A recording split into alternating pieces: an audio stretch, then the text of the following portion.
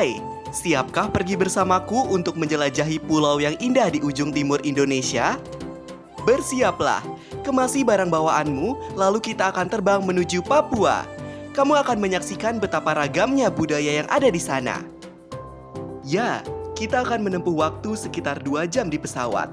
Itu cukup membuat perutmu berbunyi kelaparan. Kita sudah sampai. Aku tahu kamu sedang lapar sekarang. Kalau begitu, ayo kita memesan menu makanan khas Papua. Kamu akan mencicipi cita rasa khas penduduk lokal di sini, seperti papeda ikan kuah kuning.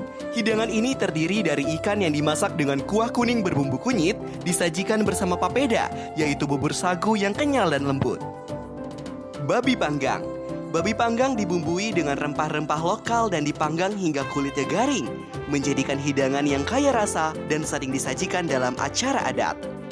Udang selingkuh. Makanan ini terbuat dari udang air tawar yang memiliki bentuk unik, mirip kepiting, dengan rasa manis dan tekstur daging yang berserat. Satai ulat sagu. Mungkin ini terdengar asing bagimu. Satai ini terbuat dari ulat sagu yang dibakar di atas arang, memberikan cita rasa khas dan sering dinikmati sebagai camilan. Dan yang terakhir, ikan bakar Manokwari. Ikan bakar ini menggunakan ikan tongkol yang dilumuri bumbu khas dan sambal mentah, memberikan rasa segar dan nikmatnya saat disajikan. Kamu sudah kenyang? Bagus! Sekarang kamu harus menggunakan pakaian adat khas Papua yang siap menemanimu untuk menjelajahi tanah ini.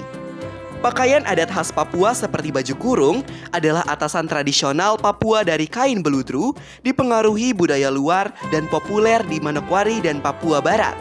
Biasanya dipadukan dengan rok rumbai dan aksesori seperti hiasan bulu di pinggang, lengan, dan leher. Penampilan selengkapnya seringkali termasuk gelang dan kalung dari biji-bijian serta penutup kepala bulu burung. Aku rasa kamu cocok menggunakannya. Kalau begitu, segera ganti bajumu ya. Yang kedua, ada koteka.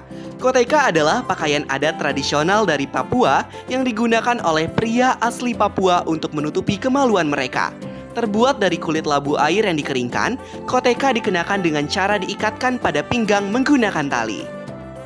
Kamu sudah siap? Kita akan bertemu pemandu wisata yang siap menemani kita selama di sini. Selamat bersenang-senang. Halo, baiklah. Perutmu sudah terisi dan kamu sudah menggunakan pakaian adat di sini. Mari kita mulai menjelajah ragam budaya yang sesungguhnya. Inilah kesenian daerah dan beberapa informasi lainnya yang dimiliki Papua. Pertama, kamu akan berkenalan dengan alat musik khas Papua yang unik dan memikat, seperti triton, tifa, dan fu. Triton. Alat musik ini terbuat dari kulit kerang dan dimainkan dengan cara ditiup sambil menutup salah satu bagian sisi kulit kerang. Triton dapat digunakan sebagai alat pemanggil atau pemberi informasi kepada masyarakat sekitar, misalnya seruan prosesi ritual. Namun, seiring berjalannya waktu, saat ini triton hanya digunakan sebagai sarana hiburan semata. Tifa. Bentuk tifa sangatlah unik. Umumnya, berbentuk bulat dengan tepi yang melengkung dan memiliki pegangan di salah satu bagian alat musiknya.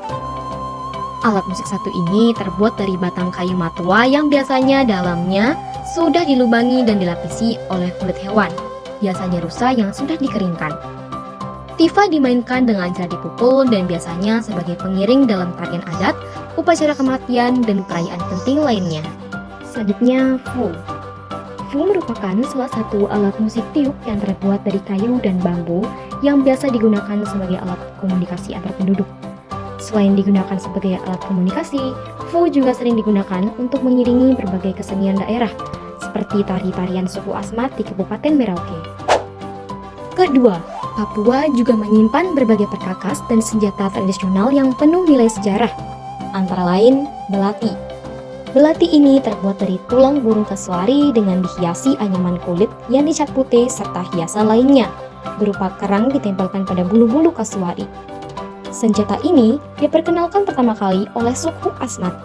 Masyarakat tradisional Papua secara umum menggunakannya sebagai senjata utama untuk mengumpulkan hasil hutan, berburu, dan berperang. Selanjutnya, panah dan busur. Senjata ini biasanya dipakai untuk berburu babi dan hewan liar lainnya. Selain itu, konflik yang sering terjadi antara kelompok membuat senjata ini juga selalu digunakan dalam berperang. Anak panahnya terbuat dari kayu dengan mata panahnya yang terbuat dari tulang kanguru yang sudah diruncingkan. Sedangkan busurnya yang terbuat dari kayu, rumi dengan seutas tali yang terbuat dari rotan. Apa? Kamu suka menari? Wah, sepertinya kamu akan sangat menikmati pengalaman ini. Di sini, kamu bisa belajar gerakan tarian khas Papua yang penuh semangat. Papua memiliki beberapa tarian tradisional yang masih lestari hingga sekarang, seperti tarian perang dan tari sajojo. Yang pertama adalah tari perang. Tarian ini digunakan untuk membangkitkan semangat dan sebagai hiburan atau pertunjukan. Para pria yang membawakan tari ini mengenakan pakaian adat yang dilengkapi anak panah seperti hendak berperang. Diiringi aluran musik tifa dan alat musik tiup, para penari mulai memainkan peran menjadi sekelompok musuh, pasukan, dan ketua suku. Selanjutnya adalah tari sajojo. Tari ini sering ditampilkan dalam berbagai acara hiburan, adat maupun budaya, sehingga membuat tari sajojo cukup dikenal oleh masyarakat Indonesia. Dengan diiringi lagu daerah Papua berjudul sajojo, tarian ini didominasi oleh gerakan kaki yang energik dan ceria. Kalau kamu suka bernyanyi, aku yakin beberapa lagu ini akan terasa akrab di telingamu. Papua memiliki lagu-lagu daerah yang begitu merdu dan sudah dikenal luas di seluruh Indonesia. Ada 3 lagu daerah yang akan saya jelaskan. Yang pertama adalah Apuse. Lagu ini menceritakan tentang perpisahan di mana seorang cucu meminta izin kepada kakek dan neneknya untuk merantau. Yang kedua adalah Yamko Rambe Yamko. Yamko Rambe Yamko mengisahkan pengorbanan pahlawan yang berani dan gagah. Dan yang terakhir adalah Sajojo. Lagu ini bercerita tentang seorang perempuan yang sangat cantik. Ia menjadi kembang desa dan banyak ditaksir laki-laki yang ada di daerah tersebut. Tidak lengkap rasanya tanpa mengunjungi rumah tradisional Papua. Yuk kita intip keunikan dan kehangatan rumah adat Honai. Rumah Honai adalah simbol budaya suku Dani yang terletak di Lembah Baliem, Papua, Indonesia, berfungsi sebagai tempat tinggal dan mencerminkan nilai-nilai sosial serta budaya masyarakatnya. Dengan desain bulat dan atap kerucut dari alang-alang, Honai dirancang untuk menghadapi cuaca dingin pegunungan tanpa jendela untuk menjaga kehangatan. Terdapat 3 jenis Honai. Yang pertama adalah Honai untuk laki-laki dewasa, yang kedua adalah Ebei untuk perempuan dan anak-anak, serta yang ketiga adalah Wamai untuk menyimpan ternak.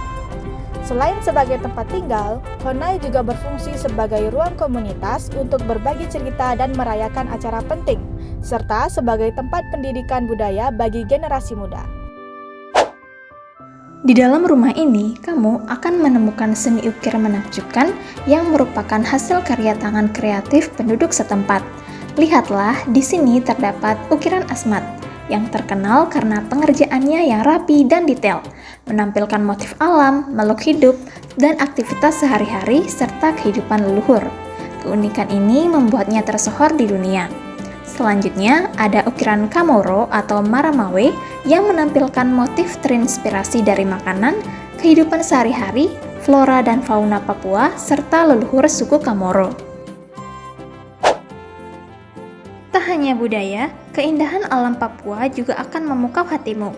Beberapa flora dan fauna endemik yang menjadi ikon tanah Papua siap menyambutmu, seperti anggrek hitam Papua, yang merupakan flora khas wilayah Papua yang kini statusnya terancam punah karena jumlahnya yang sangat langka. Masyarakat Papua masih terus mencoba untuk melestarikan anggrek hitam Papua ini agar tidak punah. Selanjutnya, ada pula burung cendrawasih yang merupakan hewan endemik sekaligus ikon dari tanah Papua yang kini terancam punah akibat perburuan liar dan kerusakan habitat aslinya. Masyarakat Papua meyakini burung ini sebagai titisan surga karena keindahan warna tubuhnya yang eksotis. Dan tentu saja, setiap daerah memiliki cerita rakyat yang penuh makna.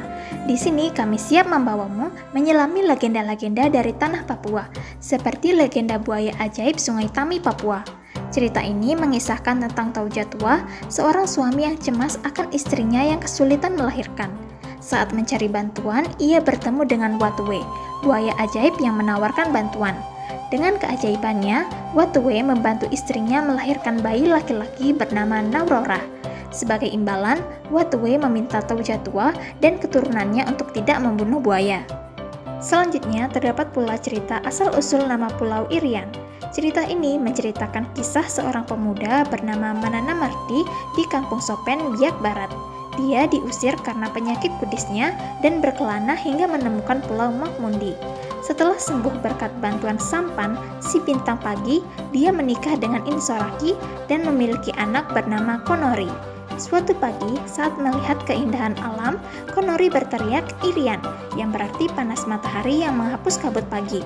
Dari situlah nama Irian diberikan, mencerminkan keindahan alam Papua.